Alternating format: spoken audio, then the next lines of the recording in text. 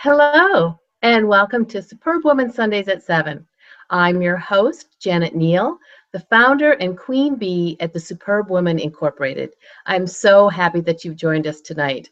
Of course, we've got another fabulous superb woman as one of my guests. But before we get to our guest, Bobbi Van, I want to tell you a little bit about the Superbwoman. If this is your first time, then you may be a little confused. A Superbwoman is my idea of women who have the power to change the world. As a matter of fact, I believe we're all superb women, but so many of us do not understand that we have this wonderful innate power, this personal power, and it's all about the bee. That's the difference between a superwoman and a superb woman. It's all about the bee. A superwoman is a woman who's out there do. It's all about doing. But a superb woman is a woman who's taken the time to be, who's aligned with her strengths, her values, her talents, and has aligned and created a life and is living a life that can't help but be powerful. And when you do that, you put out such wonderful positive energy. As you will see in any of my guests, they have created amazing lives. They are now doing amazing things, but it's because they took that time to understand themselves and to take advantage of all of their strengths and talents. Because we're brought to this earth with all of these things, and isn't it a pity if we waste that? So I am so grateful to have met amazing women on my path and want you to hear their stories as well. So Bobbi Van is no exception. I met Bobbi. I went to a Thrive event that my friend Pam Knocklin holds in New York City. You might want to check that out if you're in the New York City area. And Bobbi, it was held at Bobbi's studio. Bobbi is an amazing artist. And we're in her studio, and I'm thinking I'm just going to hear this wonderful story about this artist and how she became an artist. And then she told her whole story. Well, let me tell you, I consider myself a master of reinvention, but I'm handing my crown over to Bobbi because Bobbi started off working for F. Lee Bailey. Remember the Boston Strangler case? Bobbi was involved with F. Lee Bailey on that one, and then moved from that into publishing and then into marketing, doing global projects, and then became this amazing artist. So, and to top it all off, she's an amazing person on top of it all and doing so many more things that are helping the world, that are helping other people. So, Bobbi, I am so happy to have you here tonight. Thank you, Janet. It's a pleasure to be here. And go ahead. No, I was going to say, and I just love the fact that you are right in front of your paintings there. Thank you. It was a series that I did when I came back from Cuba about 10 years ago.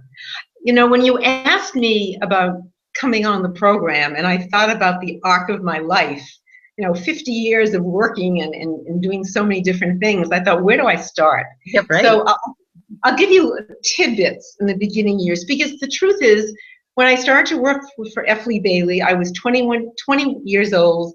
My mother said to me, why don't you work for a law firm? Someone's going to see you, and like Cinderella, you're going to be whisked away. And I just did that. I saw an ad in the Boston Globe the next day, law office detective agency, and I thought, Della Street, here I am. Mm-hmm. And I went in there. Lee interviewed me for an hour. He really interrogated me. I was 20, he was 29. Everybody in the office was under 30. I did not know he was a up-and-coming criminal attorney who was arrogant, who was brilliant, and that was really making waves in the Boston community. And the next thing I knew, I was hired. No skills, but sheer guts. Mm-hmm. My father always said to me, say yes and learn how to do it. Mm-hmm. And I did that. And so I had 5 fascinating years.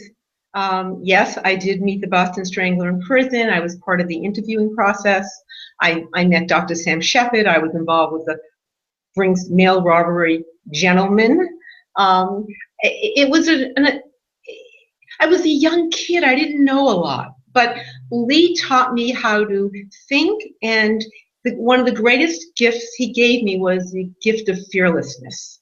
because he asked my opinion on everything. He allowed me to go in with him for jury selection and give my feedback. And it was an invaluable experience in my life. After that, I moved to New York and I started to think about, what field do I enter? And a friend said to me, there are very few women selling advertising.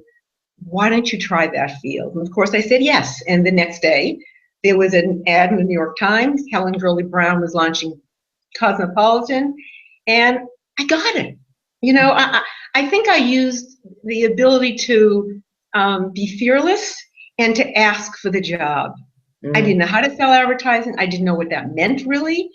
I learned a lot. I talked to people in the industry, and I just jumped in. And from there, the joy of launching magazines was in my blood. So I spent a year with Helen at Cosmopolitan. I was recruited to go to Women's Wear Daily for 5 years, and then I started W, which was a very hot, well-read fashion magazine. And it was just a glorious time to be involved with such an exciting property. And I realized, again, that I loved all these startups, but there was more. And what I decided to do, because it was 1981, I decided to say, what is it? Look into what was the future. And the future was video. It was just coming in. And I was marrying a man with 3 children. And I thought, how are they ever going to accept me as a third stepmother? And so I hired a psychiatrist. I gave him 100 questions to ask me. And I presented them with a documentary of who I was and who their father was with me. And I realized that this was a way for living legends to have a voice. So wait, let me stop you right there. So you actually produced a video about yourself in relation to this man you were going to marry to give to the children? Yes. That's fabulous. Yes. And I realized in the reaction of the kids and the reaction to people I showed it with that there was an opportunity here to start a business. And the next night, after I had this revelation, I had dinner at Carol Hyatt's house, and I know you interviewed her. And there was a couple sitting there that told me that it was Valentine's Day, and they were trying to think of something they could do for their radio and TV store. Well, I announced I was a videographer, and I said, why don't you let me interview people in your store and let them do a 3-minute video? I hired a videographer. I hired a cameraman the next day, and the rest was history. Because every television station picked it up. The New York Times wrote me up. And before I knew it, I was doing professional videos for families and corporations.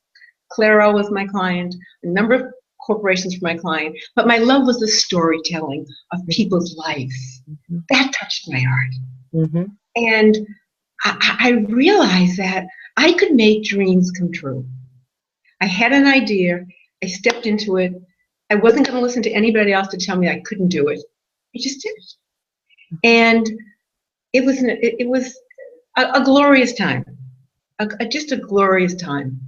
And after that, and after I did about 60 videos, I produced a documentary called To Bear Witness that was given to the Jewish Museum by an artist named Valerie Firth, who survived Auschwitz, and hired me just to videotape her paintings, and then we started to talk. And before long, we talked for 3 days on camera, and she allowed me to do this wonderful, wonderful, touching, heart-rendering video that we donated to the Jewish Museum so children wouldn't forget. And it traveled the world for a year. And at that point, I started to question my inner self in a much deeper way. And I remember reading a poem by Rilke, and to paraphrase it, he says, there's time in your life where there's no way you're going to be able to listen to the questions or hear the answers. But one day, you're going to walk into your answers. And I knew the storytelling, I knew who I was reflected in the work I was doing, and it was time to move forth. And I had this feeling that I wanted to paint. And I thought about it one night. I said, I need a studio. And literally the next day there was a a email from somebody that I had met saying, my studio's available for 3 months. Does anybody want it? And I said yes. And I went into silence for 3 months. I went in to see what was inside of me. And I had time to read poetry, and I had time to think, and I had time to work, and just let everything that was inside of me emerge. And that was one of the greatest gifts of my life. Mm. A dealer came upon me, 6 months later. I started to sell. I was in a museum show in Mexico. I started to get collectors, and that made me really understand the power of silence and the power of intuition and the power of, if you really listen to yourself, you start trusting who you are. Mm. And probably one of the best parts of that 3-month period is I didn't have to go home to anybody. I could walk the streets late at night. I could just do whatever I wanted and not have to respond to anything. Mm-hmm. And all my creativity came out. It still is the most glorious part of my life.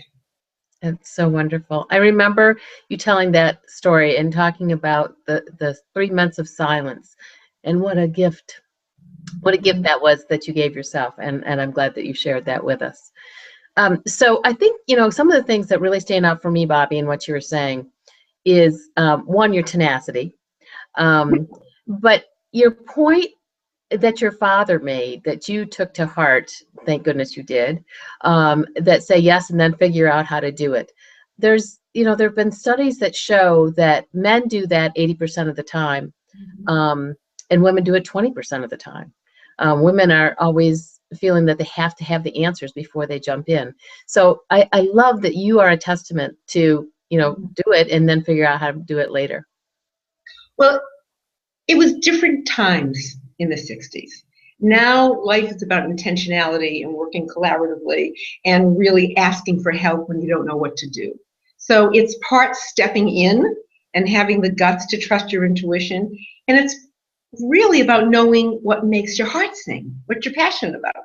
Mm-hmm. Because you really can't do anything in life unless you're passionate about it, because it's not going to work. Yeah, I totally agree. So let me ask you, when you were doing this 3 months of silent time, had you done silent time before this, or was this the first time? First time. But, for me, when I paint in silence, I don't listen to music, I don't take phone calls, and it just seemed like that's what I needed to do. Mm-hmm. And you had no formal training in painting, correct? No. I took one class after my mother died, and I was trying to deal with the grief of what do I do, and I started to paint. I worked at Art Students League with a man who didn't teach, he critiqued. And then I just decided, let me just do what I want, and it will just evolve. And my styles changed. And, when you're alone all day long and you have time, you don't have to be any place, and you can just allow yourself to be free, you can experiment. Mm-hmm. And that was a huge gift to me. Huge gift. Mm-hmm. So tell us a little bit about your style. I'm an abstract painter. I paint reverse, which not many people do. I paint behind plexiglass, and I also work with soft vinyl right now. I'm now showing at the Flux Art Fair in Harlem in the end of May 13th through 17th, and that's going to be my new pieces, which are wire and soft sculpture and light. So my work has been evolving through the years. It started off with solid plexiglass, and it's moved on to soft vinyl, and now it's wire and a combination of materials. Wonderful, wonderful. So, Bobbi, who has helped you along the line? Who has been influential to you? A lot of teachers, a good therapist, my girlfriends. Oh, my girlfriends! What would I do without my girlfriend? My family's been so supportive. The man I'm with right now is incredibly supportive to me because he listens and he talks and he encourages me to just keep on going and going and going, which is, at this point of my life, is such a gift. Mm. and poetry.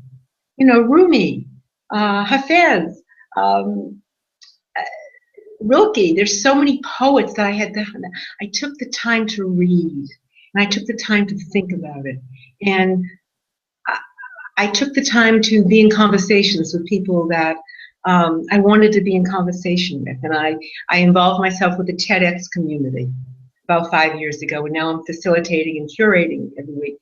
And I found the more I put myself with like-minded people, the more I flourished. Mm. And I think that's key, that you surround yourself with like-minded people with that positive energy, because I think that really helps you kind of understand yourself better and to step more into yourself. Mm. I also, through my artwork, started to work with young people that have been abused. And I found reaching out and listening and helping them find a voice is very healing for me. Mm. And how do you do that?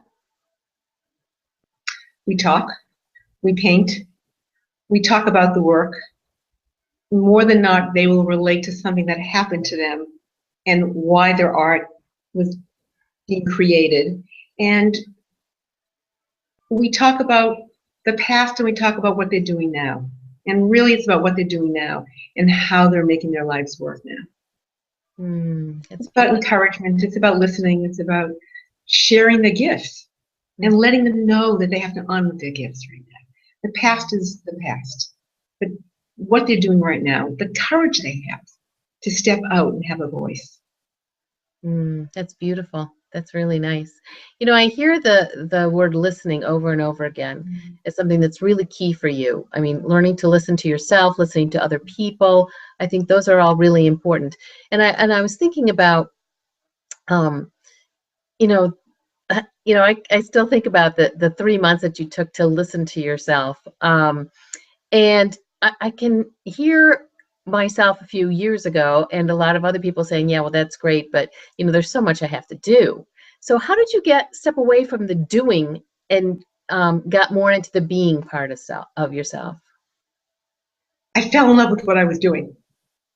I think once I started to paint, I was so excited about the possibility and that I could do that.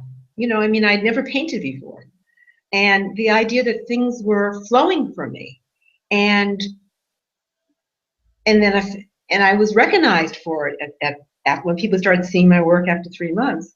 I knew that's where I was supposed to be. I think there are times in your life you have to do things that maybe you don't want to do, but you have to do it. But I think once you decide what's important to you, you just dive in and you meet the people you're supposed to meet and you get the opportunities that you're supposed to have and you're honored for who you are. And it's not you're not so afraid to ask them for what you want. I think that's really true. You seem like a person that's, and you use the word courageous, that you're not afraid to step into new situations. Has that always been true for you? Absolutely not. Absolutely not. You know, there have been times that I've been absolutely terrified. And I've just walked into the situations knowing that I was terrified, but knowing that I had no choice to not step into the situations. And, I'm a rape survivor. So because of that, I had to rethink my life as a woman and how I get past what happened to me and how I can give so other young women and men can have a life that they can be proud of when tragedy hits. And I think when you've had any tragedy in your life, whether it's losing a family or being in a situation that I was in, you start thinking how you want to live your life and how you don't want to live your life. And you just move forward. And sometimes things happen to you. I'm not saying that it was a good thing or a bad thing, but it took me to another place in my life. It allowed me to go deeper, and it allowed me to be the woman I am today. Wow. That to me is courage. That to me is courage, is to take the situation that, the cards that you have been dealt, and to and to learn from it and to make the best of it and to get stronger as a result. I think you're a wonderful example. Oh, thank you. Like I never wanted to live an unfulfilled life. I always wanted to feel that I could make a difference, and I had choices, and I could do anything I wanted to do. Yeah. I just want to remind the viewers out there that if you have any questions for Bobbi, to go ahead and type them in on your screen, and we'll be glad to get those off to her. So Bobbi, one of the things that I talk about when I talk about superb women is I talk about the shoulds. And the shoulds are the things that contain the guilt and can hold you back, things that you're doing because somebody else told you. What's one should that you have released in your life? I should take care of everybody. Oh. Now, it isn't 100% released, trust me. I'm a big connector, which I love putting ideas and people together. It gives me great joy. And sometimes I go a little bit overboard. But I think the should is I have to take care of everybody. Mm. And just letting that go and be at peace with who I am. Mm-hmm. And how did you come to that realization? I think there was 100 different situations that made me realize that. The tragedy of what happened to me, just the idea I realized that I had to learn how to say no and stand by who I am, and setting parameters, and guidelines to my life.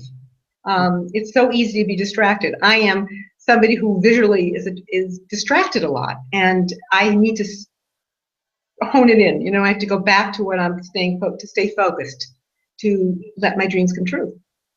Mm-hmm. Absolutely. I just wanted to, in a couple minutes that we have left here, I know that you have told me some stories of work that you have done around the world.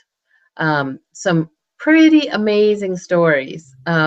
Is there anything you wanted to tell our viewers out there of one of the examples of things that you've done internationally that's been something that's been of influence in your life? I think probably well, there was a number of things. I worked in South Africa with my very, very dear friend who passed away a couple of years ago, and we created the Black Education Fund in Johannesburg, so Black students could get educated. And then I also did I did the licensing for apartheid art when Nelson Mandela went into office. And I visited South Africa a number of times before apartheid and after apartheid, and it was very moving and very touching, and we made a difference. That's so wonderful. That's so wonderful. I mean, that's just like one of the stories that I've heard, and that's so great. And I have a question from a viewer who asks, sorry, I have to look over here. What will you leave behind as your legacy? Oh, great question.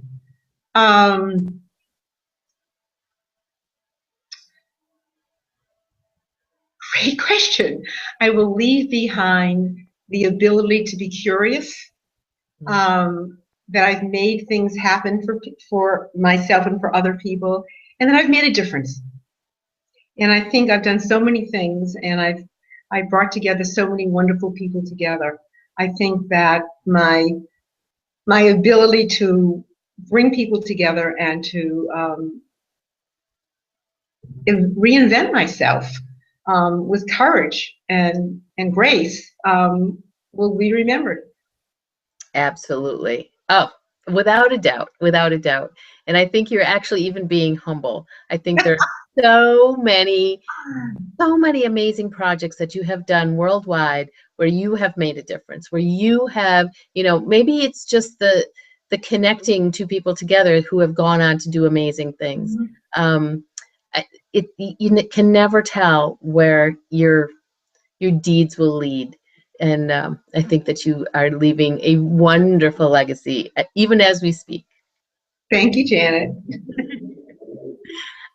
So before we wrap up here, Bobbi, what's next for you? What's going on? You said you have a show going on right now. No, I have a window at 215 West 38th Street from April 20th to May 20th of 2 pieces of my soft sculpture.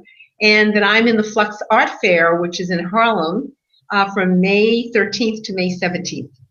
So those are the two things I have right now. Fabulous, fabulous. And what's the address on 38th Street again? 215 West 38th between 7th and 8th Avenue. Fantastic. I'll go take a look at that next time I in this. would love you to. Thank you. I think you'll enjoy seeing the new work I'm doing.